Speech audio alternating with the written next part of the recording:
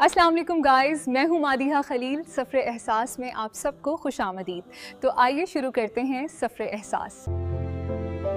शिमा मेरी जान, आप कैसे हो? ठीक हो यार? मैं ठीक हूँ, मगर आपकी दूरी अब मुझसे बर्दाश्त नहीं होती। जान, अब तो मेरा भी आपके बगैर दिल नहीं लगता। बस वायदा करो, अब दूरी नहीं होगी।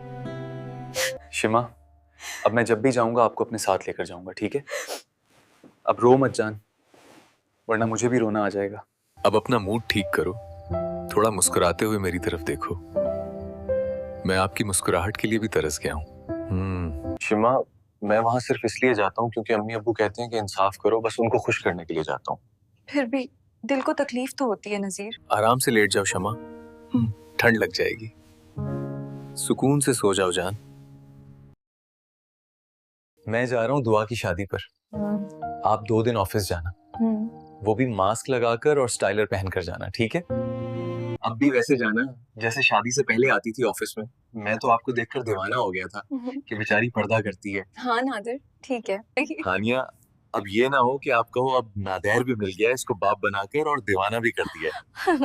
अब बगैर मास्क के चली जाऊंगी। हानिया, मैं चाहता हूँ कि अब कोई ऑफिस में और आपको देखकर दीवाना ना हो जाए।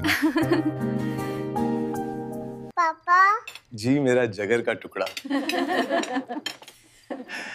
आज तो पापा भी सेक लिया मेरी बच्ची ने। आज मेरी बच्ची ने पापा कहा। मेरी बच्ची, मेरी बच्ची। राबिया और हानिया, मैं तो चलता हूँ बनी शादी पर। हो आप भी ड्राइवर के साथ आ जाना शादी के दिन। जा। मैं 3 दिन पहले जाऊंगा। मेरा दिल कुछ और ही खुशी महसूस कर रहा है। कितना अच्छा वक्त था जब हम भी यही रहा करते थे, यही रास्ते, यही सादा जिंदगी। दिल बहुत मुतमईन था।